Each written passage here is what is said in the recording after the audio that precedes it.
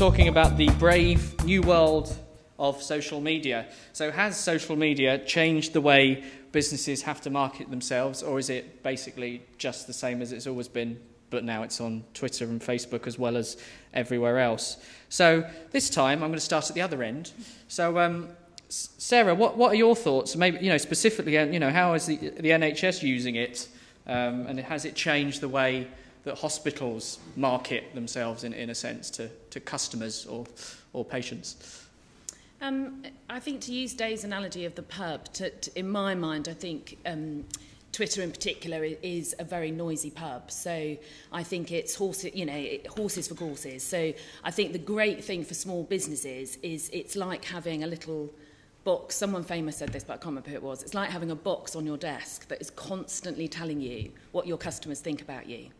So you're almost listening in to that conversation in the pub, and people will tell you what they think. I think it's your choice as to whether you want to engage with that. If you do want to engage with it, you need to do it properly. You wouldn't walk into a pub, say one sentence, leave, and never return. Or when you host a dinner party, you don't have people round, ask them lots of questions about their life and how they're feeling about you, and then never follow that up again. So I think it's more conversational. I think it's more time-consuming to do it properly. I think it's fascinating. I love it personally.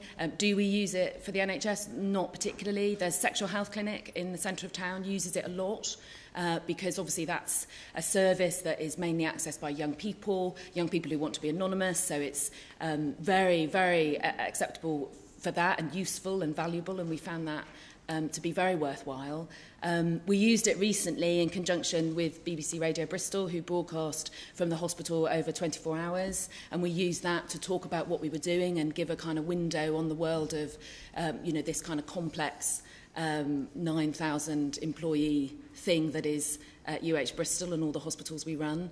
I think some elements of the public sector use it very well indeed. Avon and Somerset Police have used it extremely well over the last year. But I think it's a different medium. I think it's bringing an additional dimension. And I think, I'm sure Dave will have something to say about kind of how the more traditional media are needing now to use social media as well as, broadcasting and more traditional print media. I think it's damaging traditional media in terms of, we see in Bristol, was it last week, the week before, the Evening Post, sacking yet more journalists, going down to 5 days a week. So I think it's having impact in other areas, but the conversation's just shifting, it's moving around, and I think it's for businesses to decide whether that's the right place for them to have their conversation. Well, Dave, as you've been mentioned, what are your thoughts in terms of how you use it at the BBC? And that's a different question. And other businesses, can they use it? It's quite exciting, isn't it? It's a whole brave new world, or is it? Have you noticed how you still get post and email and LinkedIn and Twitter and Facebook notifications? Oh, just check my inbox. Oh, look, it's lunchtime. Shall I go out to lunch? Oh, no, my first one I emptied 3 hours ago is full up again. The media just add on layer upon layer. We did finally kill one off the other day. Can we have a minute's silence in remembrance of CFAX? So I used to write for CFAX. Very illustrious career I've had. And actually, it's a truly interactive medium. I worked in Manchester when, you remember the Italian World Cup? I think it was Italian, whichever it was. Anyway, the point is, it's the one where Beckham and Simeone had a bit of a thing. And I wrote this headline that said, "Disgraced England hero does something or other." And I'd put it up, and there was some Beckham story. We wrote one about every 3 hours. And literally 20 seconds later, the phone rang, an irate red. "He's not a disgraceful." So while he was on the phone, I changed it to controversial, which is quite complicated, actually. It has more characters. I had to reshape the entire headline to make it fit into my 28 characters.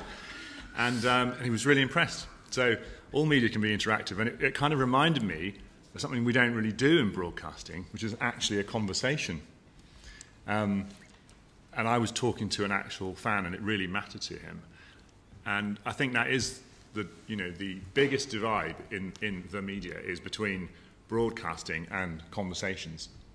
And that's not just true for people who literally own the media, the publishers, the journalists, the broadcasters, the magazines, but it's true for companies and people who are part of that.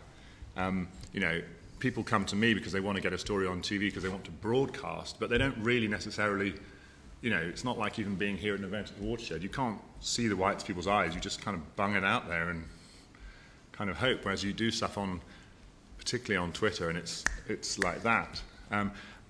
There are certain little quirks that kind of twist things, which I've noticed, particularly about subjects.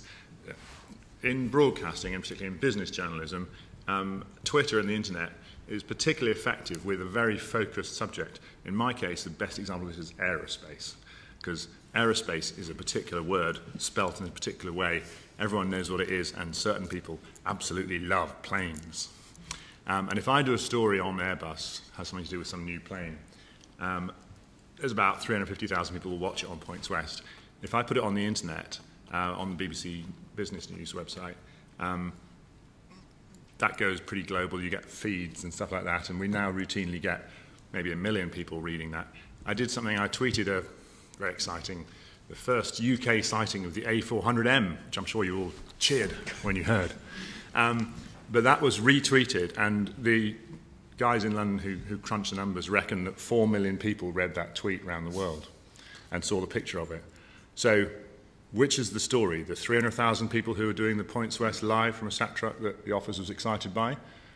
Or literally, it's quite hard to assess all the retweets, isn't it, and where they end up, but about 4 million people looking at one picture of a plane coming in because they're all plane heads. So I think in terms of where this is useful for anybody else, I think, is that if you have a particularly focused, searchable kind of subject, that's, just to embarrass Penny again, that's the great thing about Trunki. It's a pretty unique name, and people know what it is, so it kind of works. I think it's much harder when you're in a kind of bigger arena, and there's, I suspect the small biz PR hashtag is harder to kind of make unique around the world than. Yeah, we can trend. But it's, I'm sure we can trend. Come on. That's why Yetis is good. You see, that's why you went for that name, isn't it? Because there aren't so many Yetis in Bristol. Sorry to mention a competitor, but I once tweeted at Christian Guru Murphy, the Channel 4 newsreader, while he was on air, and he replied while he was on air, while a report was on, but he had TweetDeck open on his desk, and he actually replied. That's addiction, I think, tweeting while you're broadcasting to the nation.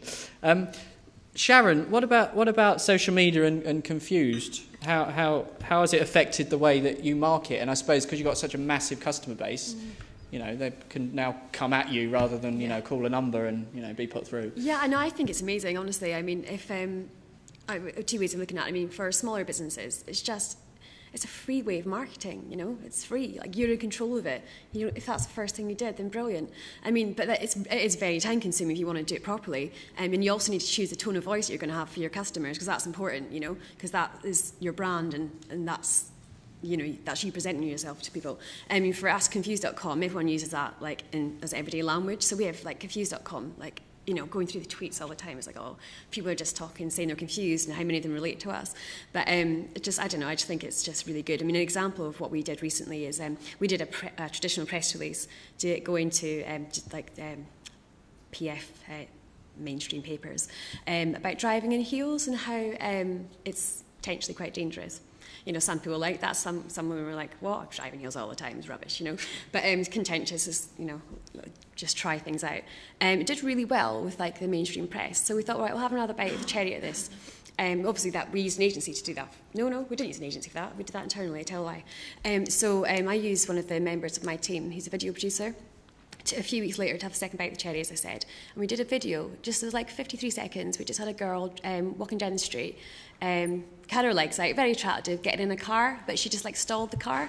We didn't do any PR around it, except for we just put it on YouTube, and that was it. And it got picked up by Mashable, just because we tweeted out, put it on Facebook. We'd use Pinterest. We did a test with Pinterest, and it got written about in the marketing press. So that cost me nothing, So it was just really, that's why I think the power of social media is so strong. But we just tested. We had no idea how that was going to do. We didn't know it was going to get 3 views or whatever. I think last week I checked, it had only about 20,000, but you know, it was still 20,000 people, and they were people that wouldn't have been engaged with us before, you know. So it's just that we put ourselves in front of different audiences. So all the links as well for SEO, we've got loads of links back, you know, to our site, which is obviously really powerful as well. So I love it. It's just keeping up with it. It's just another thing to do. So it's like, if I could spend all day doing it, I would, but I can't. So, but yeah, it's a balancing act, but it's brilliant, I think. I'm having issues. I can't tweet while I'm stood here, but I don't know. You have to catch up later, or is it wrong if I do? Anyway, Andy, you obviously use it a lot for your own business, but also now for, you know, client stuff. How has it changed since 2005, I suppose, when you first set the company up? Well, social media, just since 2005, has been, you know, phenomenal growth, and it has totally changed the way we've done business, how we interact with people, how we interact with the media.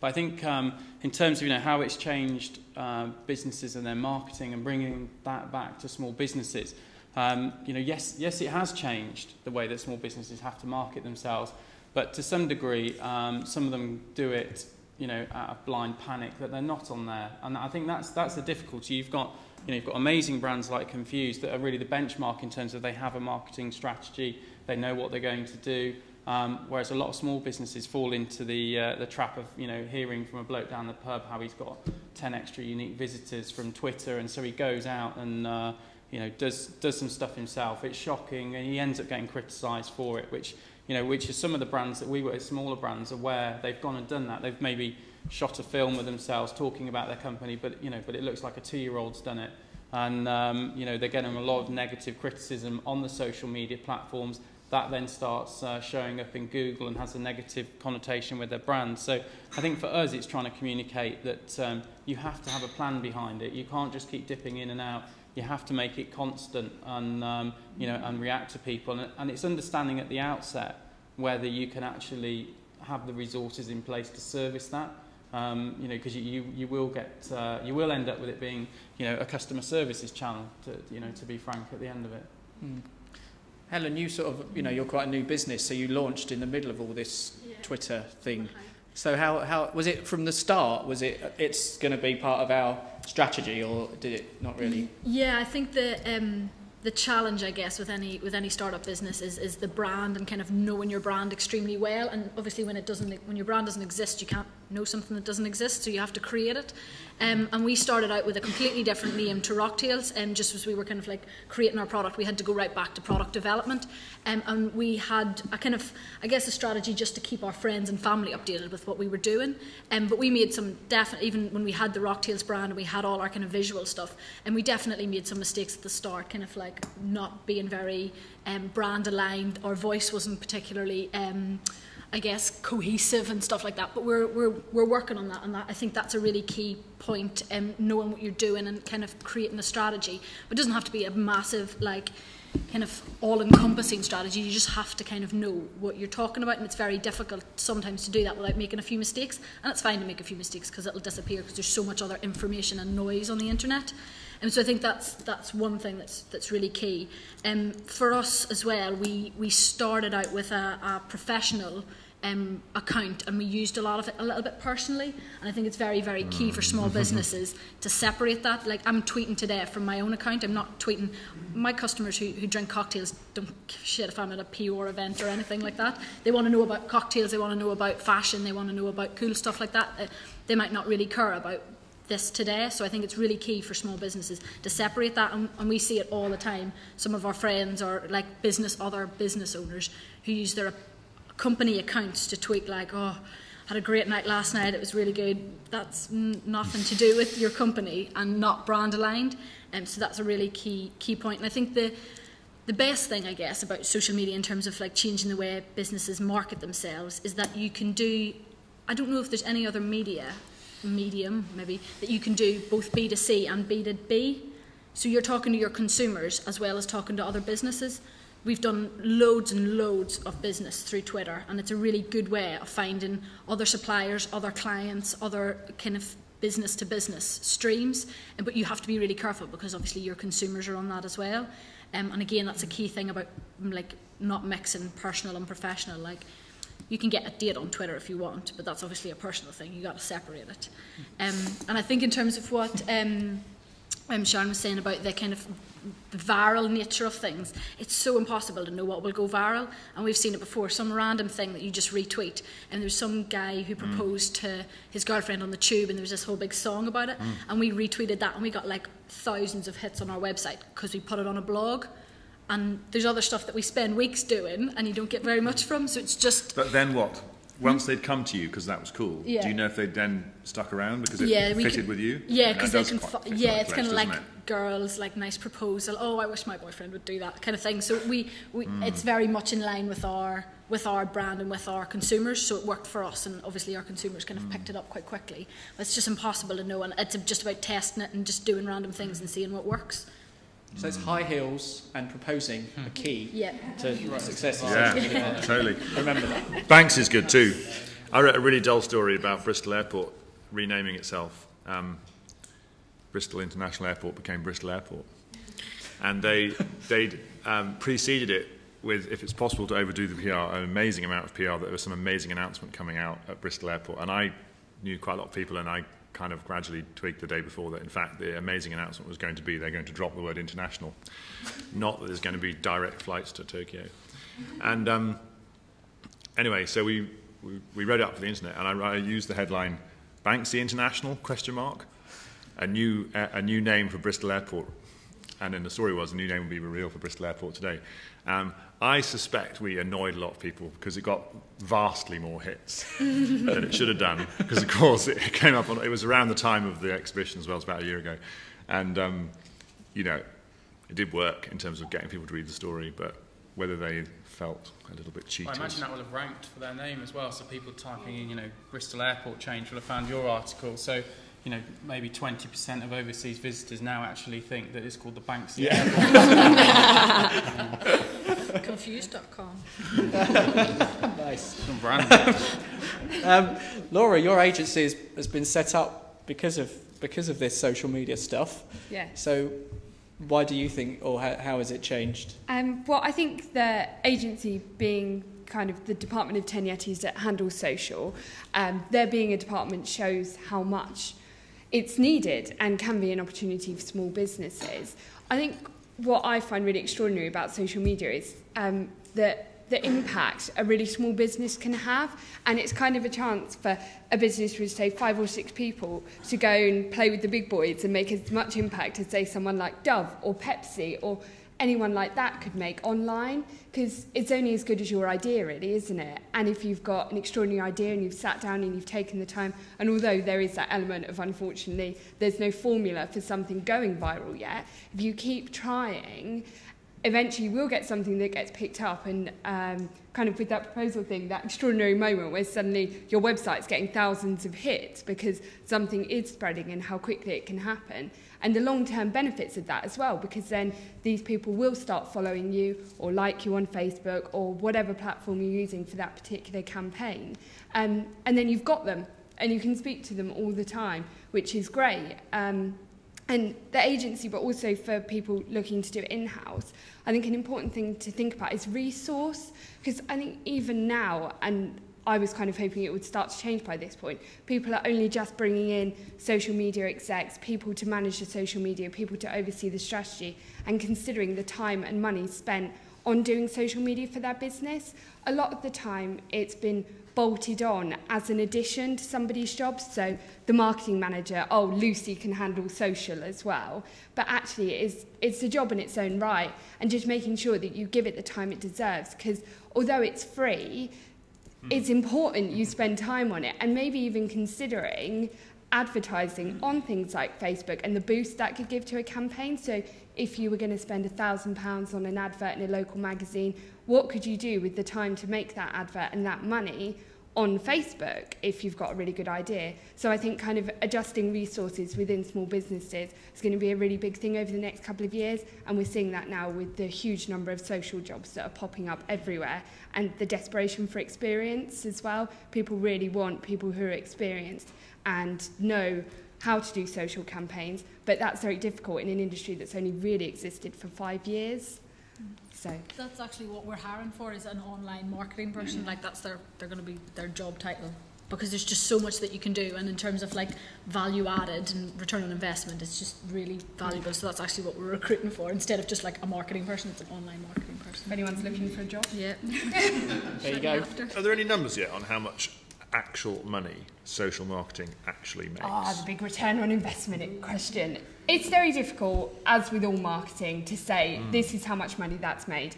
The great thing about social is we have a lot of metrics.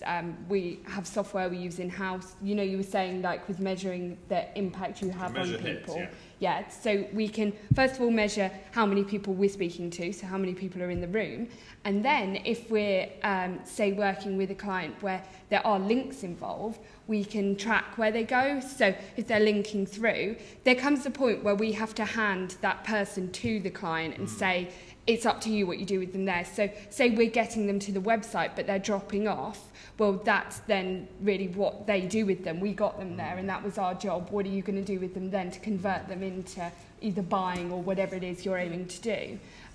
So it is becoming more measurable, but also that's very reliant on the software as well being developed, because only really in the last year or so has the kind of tools to measure the impact of social media got a lot better. And even the big players in kind of social media monitoring software are chasing their own tails, trying to develop things that mean that we can say, we made you this much money, but very much in the way that, say, an advert, you couldn't say exactly how much money you'd made. It's the same. But ultimately, if it's about relationships, I mean, you can have metrics, but you're trying to measure the depth of somebody's relationship with a brand, which is pretty hard, isn't it? And I am very sceptical of when people say Twitter followers are worth $2 or a Facebook like is worth 50p. Well, not necessarily, and then that goes back to the numbers thing, because it's how engaged they are. That word was always going to pop up at some point. So, you know, you can talk about numbers, but it's also how much they're talking to you and how much they're even reading your content as well. It's a tricky grey area. I think as well, it's also about the fact it is part of your, you know, back to marketing 101, it's part of your marketing mix. And you wouldn't ever dream of going to your ad agency and saying, actually, we just want this ad to be part of the conversation. And that's one of the things that winds me up so much about social media at the minute. I know the social media agencies and why we've set up a social media agency.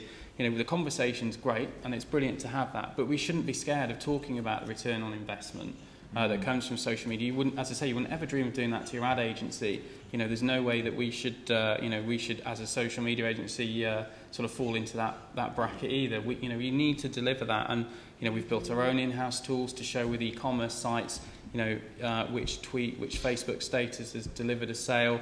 So over time, you can kind of build up a profile of what's working the best for you. You know, I think that's what brands need to realise. It's not just about holding people's hands and using it as a customer services channel. You can actually sell on there. You just have to be clever, and you know, you have to know what you're doing to get that to work. Yeah, I totally agree. Actually, the way I look at it is like it's good cheap leads. So that's like it's about a conversation, but it's more than that. So even if your measurement is simply I'm using Twitter and, you know, posting out my content, and then you look at how many email sign-ups you've got, like that's really important, because all the data you're getting there, you know, you get an email address, you've got that potential customer, you know, they've allowed you into their inbox. So then what you do from there is up to you. You've got to speak to them in the right way. But I mean, that's just one really easy way to look at it and measure it, is to have the right conversation, you get the email address, you've got the data, and you build it from there. I'm afraid we're going to have to move on, because that section, unsurprisingly, took double the amount of time we'd allocated to it.